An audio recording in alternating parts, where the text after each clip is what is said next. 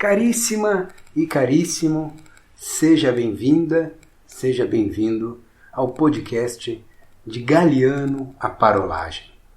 Eu sou o Eduardo Silva e, conforme o título do podcast, faremos juntos esse itinerário sonoro que parte de um texto de Eduardo Galeano e que avança para uma parolagem. Dito de outra forma, os episódios deste podcast começam com a apresentação de um trecho de obra do escritor uruguaio Galeano e seguem com uma livre conversa alimentada pelo conteúdo do texto, por ideias afins, memórias que acabam despertadas e por aí vai. Os textos de Eduardo Galeano, apresentados nesta primeira temporada do podcast, pertencem à obra Futebol ao Sol e à Sombra, da coleção LPM Pocket.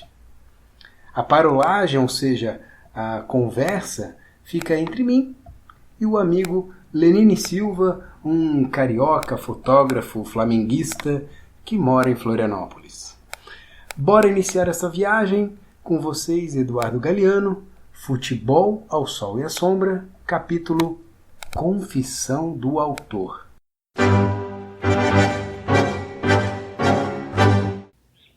Confissão do Autor. Como todos os meninos uruguaios, eu também quis ser jogador de futebol.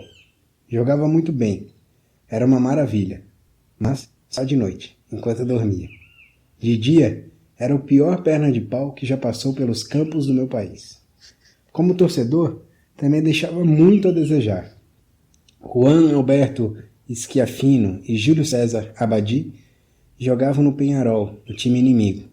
Como bom torcedor do Nacional, eu fazia o possível para odiá-los.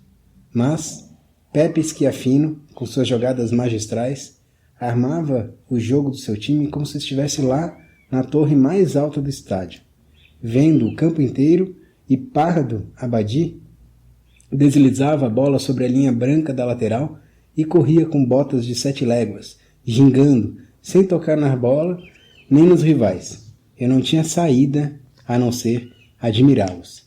Chegava até a sentir vontade de aplaudi-los. Os anos se passaram e, com o tempo, acabei assumindo minha identidade. Não passo de um mendigo do bom futebol.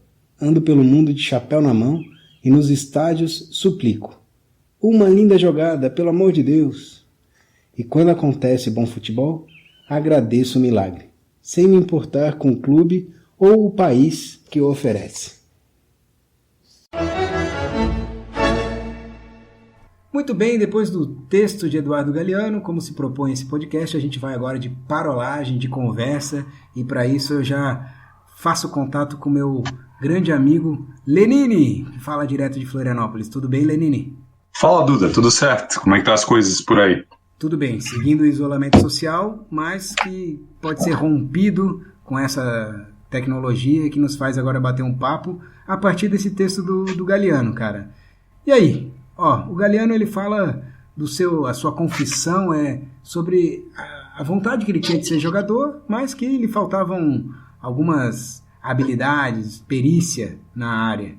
Eu compartilho dessa falta de habilidade que nem ele, cara, mas eu te pergunto, Lenine, quando foi que você descobriu que a carreira de jogador de futebol não seria a sua? Cara, eu acho que a gente compartilha da mesma do mesmo problema, né? A falta de habilidade. Eu acho que eu também nunca tive habilidade suficiente para ser um jogador de futebol. Eu tô tentando parar para pensar aqui qual foi a época que eu falei, não vou ser um jogador de futebol. E eu acho que eu nunca pensei assim, não vou ser um jogador de futebol. Eu acho que eu já sabia que não ia ser. Eu nunca fiz escolinha, jogava na rua com os amigos, né, rua de paralelepípedo, descalço, corria para lá e para cá, me divertia, mas eu acho que esse sonho nunca foi aquele sonho, tipo, vou ser um jogador de futebol, eu quero muito. Eu acho que não aconteceu comigo, não. Só em sonho mesmo. Eu compartilho, cara. Eu acho que a minha experiência também é essa. Nunca tive a gana, assim, de, nossa, custe o que custar, eu vou treinar de manhã, vou treinar à tarde, eu quero isso de presente, nada, cara, eu acho que eu consegui me distrair com outras coisas, tinha outros pensamentos, mas eu acho que eu tenho, Lenine, na minha história, um marco que deixa bem definido ali, que é a partir daquele dia ali, de fato, se tinha algum sonho de ser jogador de futebol, ali acabou. Que foi quando eu tinha por volta de 11 ou 12 anos de idade, eu fazia uma escolinha de futebol, e no meio do treino, o treinador lá, chamou a meninada toda, começou a dar um sermão, e no meio da bronca lá, ele fez uma fala assim, porque o que vocês desejam ser quando crescer, e não sei o que, umas perguntas meio que só retóricas ali, enfim, ele falando, daqui a pouco ele parou de falar, apontou o dedo pro menino que estava do meu lado e disse, o que você quer ser quando crescer?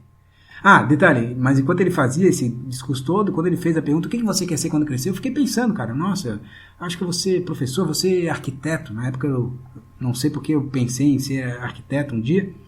E ele apontou pro menino do meu lado, o que você quer ser quando crescer? O menino, jogador de futebol. E ele, isso mesmo, quem não quer ser jogador de futebol não tem que estar aqui. E eu acho que talvez eu tenha ido mais uma ou duas vezes só na aula, eu não tinha que estar ali mesmo. E ainda bem que ele não apontou o dedo para mim, que senão seria uma vergonha, um trauma aí a ter que resolver hoje, provavelmente. Será que tu não ia responder jogador de futebol, não? Por causa da pressão que ele meteu no menino, assim? Cara, eu me recordo de estar viajando demais, assim, nessa pergunta dele, de estar pensando em muitas coisas, e não me passou pela cabeça o jogador de futebol, mas não me passou mesmo, assim, tava muito distante. E era bem provável. Provavelmente tu ia passar vergonha mesmo. Eu ia passar vergonha. Talvez não fosse pior se eu falasse jogador de futebol e ele fizesse. Tá bom. Talvez fosse pior até, né? Mas enfim, ali tá claro que eu não seria jogador, mas não guardo mágoas com isso, não. Eu tô satisfeito com o lado de cá do esporte, consumindo, jogando raramente, enfim, assistindo mais, né?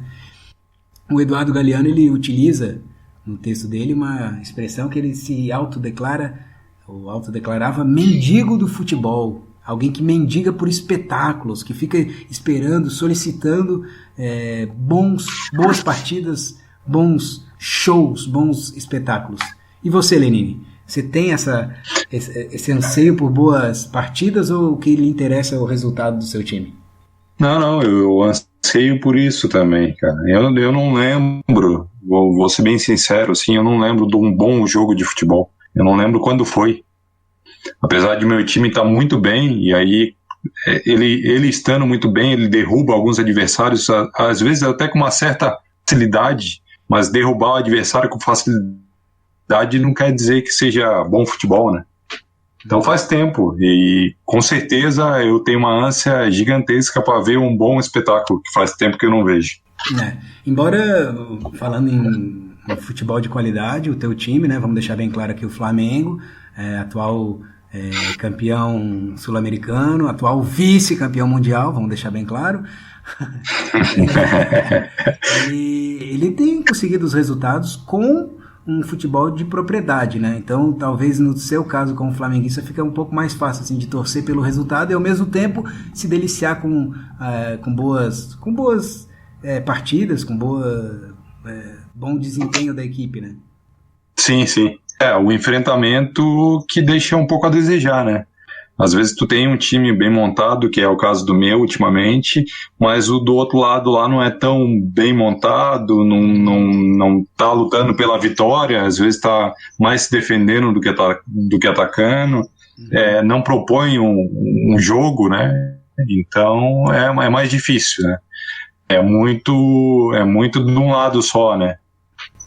Verdade. E acaba que pela situação que a gente vive no futebol brasileiro, vem de mais tempo, né? Mas a gente tem um marco aí que é a goleada para a Alemanha, 7-1 em casa em 2014, mas ali está claro que o que a gente tem jogado de futebol não tem apresentado bons resultados, não tem apresentado boa qualidade, e a gente acaba agora bebendo bastante de outras ligas, de outros campeonatos, de outros times, que não só aqui no Brasil, porque exatamente fica muito evidente a diferença na qualidade técnica, né? E aí quando fala assim em espetáculo, a gente vai pensar na liga inglesa, com o estádio cheio, os times jogando pra cima, intenso, e quando pensa no futebol brasileiro, aquele futebol mais campeonato brasileiro, campeonato estadual, um jogo mais lento, cadenciado, estádio meio vazio e por aí vai, né, cara? Perde, parece que cai bastante. Sim, sim. Eu não sei quando a gente perdeu o nosso futebol, acho. Que eu acho que quem acompanha o Campeonato Brasileiro, aí, a Libertadores da América, acha que a gente ainda faz um bom futebol. Quem acompanha só esse futebol, né? Agora, quem pega o futebol de fora e compara com o nosso, é outro esporte. E aí chega a ser triste. Aí a gente vamos ter que mendigar em outras áreas, porque aqui tá difícil. Agora, voltando pro Eduardo, aqui tá difícil. Voltando pro Eduardo Galeano, ele menciona no texto uma situação em que, apesar da paixão que a gente carrega por um time, por uma equipe, por um escudo, ele, amante do futebol e apaixonado pelas boas jogadas, se viu até em situações que ele precisava aplaudir e que foi necessário e justo aplaudir o adversário por fazer gols e jogadas espetaculares. Então, apesar da sua paixão por um time, você se permite aplaudir um adversário quando fica reconhecida nele a qualidade. E aí eu te pergunto, Lini, você lembra de alguma situação em que você, como flamenguista, teve que aplaudir outros atletas de outras equipes por conta de qualidade? Claro, eu gosto muito do meu time, eu sou apaixonado por ele, mas eu gosto do esporte. O esporte é muito bom por isso, né? Tu conseguir identificar no outro time, no adversário, a qualidade dele e aplaudir ele, né?